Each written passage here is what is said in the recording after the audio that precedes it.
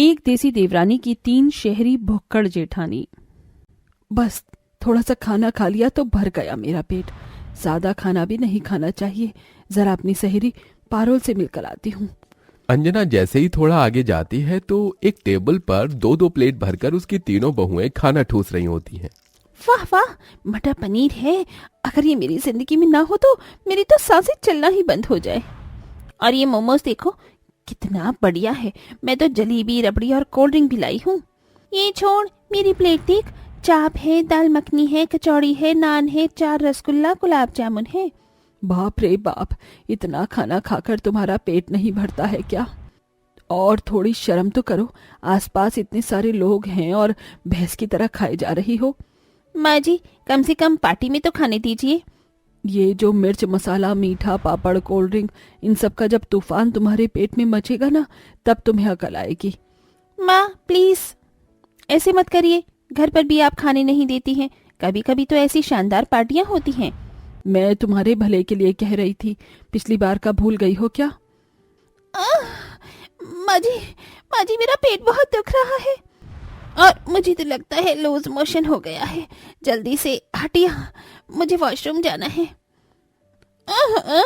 माँ जी, मेरे पेट में गैस बन गई है। दर्द हो रहा है। हे भगवान, जब मैं बोल रही थी, समझा रही थी, तो क्यों खाया इतना चटपटा खाना? अब भुगतो। माँ जी कुछ कीजिए ना। पक्का अब हम कभी नहीं खाएंगे बाहर का। ठीक है, मैं अजवाइन का पानी ला रही हूँ। तुम तीनों पी लेना, ठीक हो जाओगी। याद आया कुछ? आज भी समझा रही हूँ, मान जाओ वरना फिर वही हालत होगी।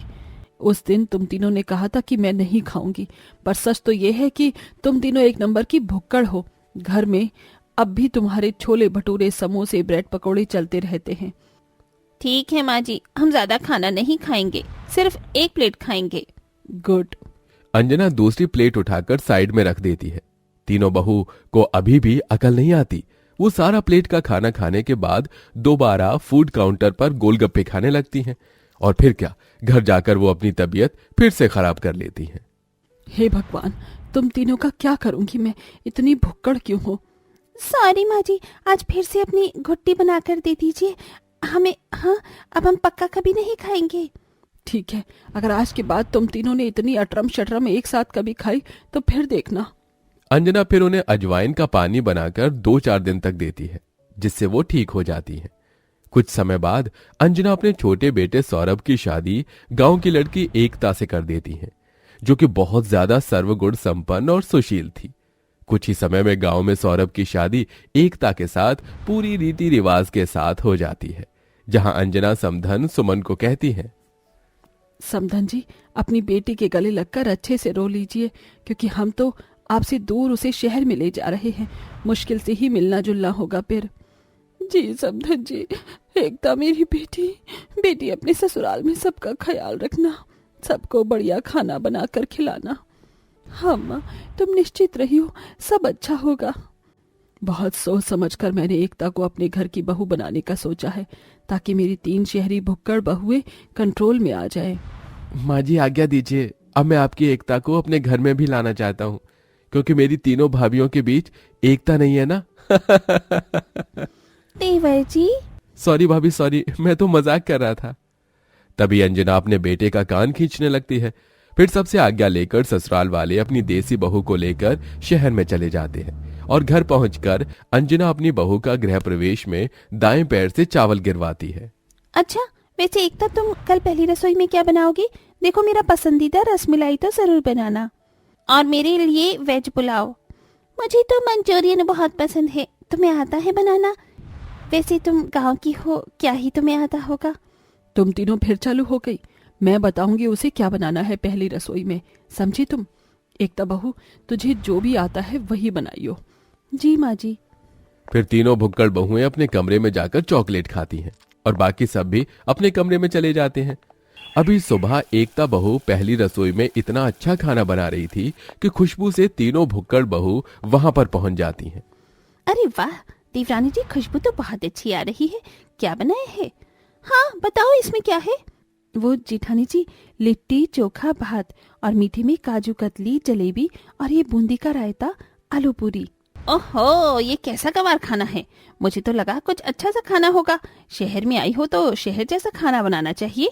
थोड़ी कचौड़ी, दाल मखनी, पर कोई नहीं, खुशबू अच्छी आ रही है। हम देसी देवरानी का देसी खाना खा लेते हैं।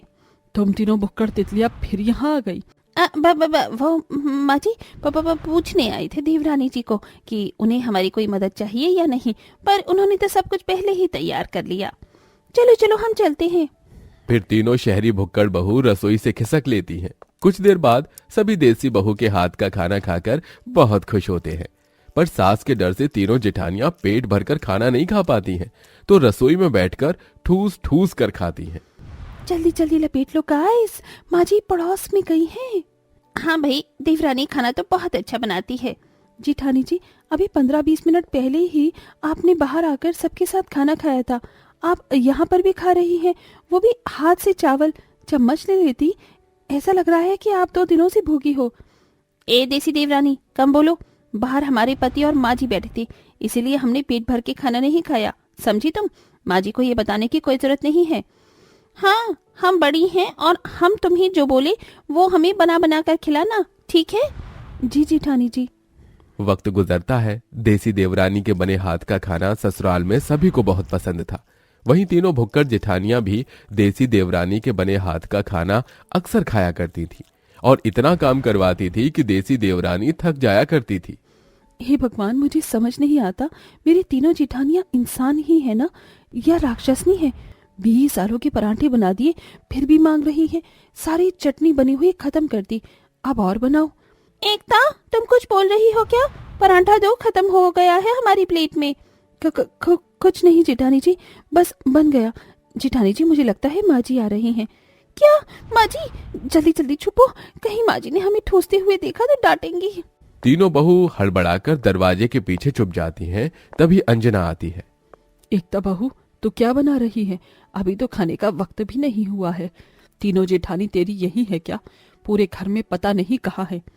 नहीं तो माँ जी, तीनों जेठानी जी शॉपिंग करने गई हैं। ठीक है, अगर उन्हें कुछ खाते हुए देखना तो मना कर देना, और कुछ स्पेशल बनाने की जरूरत नहीं है उनके लिए, हाजमा खराब है। जी माँ जी। अंजना के जाने के बाद तीनों बहू फिर से ठूस के खाने लगती हैं। इतना ही नहीं, बाहर का ऑनलाइन फूड भी अक्सर खाया करती थी, जिससे वो थोड़ी थोड़ी मोटी हो जाती हैं। एक बार वो उनके लिए पास्ता बना रही थी। ओहो, कब बनेगा ये पास्ता? खुशबू तो बहुत अच्छी आ रही है। जेठानी जी, आप तीनों की तबीयत के लिए और चिंता होती है, इसलिए कह रही हूँ कि आप इतना बाहर का और घर में भी इतना चटपटा बनवाकर मत खाया करो। माँ जी ने भी आपको मना किया है। आप और मोटी भी हो गई हो, कहीं तबीयत खराब ना हो जाए। शहरी होकर भी आप फिटनेस का ख्याल नहीं रखती हैं। ओह, तुम्हारी हिम्मत कैसे हुई हमें मोटी कहने की? हम तो खाएंगे, हमें भूख ही इतनी लगती है। कम खाने से काम नहीं चलता और चटपटे के बिना रह नहीं सकते। एकता चुप हो जाती है। तीनों बहू खाकर चली जाती हैं। 2-3 दिन बाद एकता की तबीयत खराब हो रही थी, फिर भी तीनों जेठानियां जबरदस्ती उसे किचन में ढेर सारा राजमा चावल, पकौड़े और न जाने क्या क्या बनवाती हैं। भूख लगी है, जल्दी से खाना दो, आज तो मस्त खाना खाएंगे। माँ जी भी बाहर गई हुई हैं। हाँ। हे भगवान, मुझसे खड़ा नहीं होया जा रहा। अभी सूजी के चीले भी बनाने हैं, डब्बा ऊपर है। तीनों रसोई में ठूस कर फिर से खाना खा रही थी। वहीं एकता स्टूल पर चढ़ते ही गिर जाती है। तभी सास बाहर से आती है और तीनों को देखकर बहुत सुनाती है। फिर एकता को हॉस्पिटल लेकर जाती है, जहां मीरा के पेट में बहुत दर्द होता है और वो बेहोश हो जाती है। हे भगवान, इसे क्या हुआ? अब डॉक्टर जल्दी आइए। तभी डॉक्टर आकर उसका चेकअप करते हैं, जिसके बाद वो आईसीयू में शिफ्ट हो जाती है। दीदी, दीदी क्या हुआ? बाहर के खाने की वजह से इनके पेट में फूड पॉइजनिंग हो गया है। बहुत सावधानी बरतने की जरूरत है। देखा तुम दोनों ने, अब तीनों को इतना समझाया था फिर भी मानती नहीं हो। अब देख लो, एक बहू आईसीयू में है, दूसरे के सिर पर पट्टी बंदी है। मेरी बात तो समझ ही नहीं आती। ऐसा करो, तुम भी बाहर का ठूस ठूस कर यहीं लेट जाओ। अपनी जान की और परिवार की किसी को चिंता ही नहीं होती है ना तुम्हें? माँ जी, हम दोनों को माफ कर दीजिए, हमें सबक मिल चुका है। बस जल्दी से हमारी देवरानी भी ठीक हो जाए। हाँ माँ जी, अब हम इतना कभी भी नहीं खाएंगे। शुक्र है तुम्हें अकल आई। तभी डॉक्टर एकता के होश में आने की बात बताता है। अंजना उससे मिलती है और 2 दिन बाद मीरा थोड़ा ठीक होती है। तीनों भुक्कड़ बहू को अपनी गलती का एहसास होता है, जिसके बाद वो फिर कभी बाहर का नहीं खाती और देवरानी के देसी खाने को भी बड़े चाव से, और वो भी लिमिट में खाती हैं।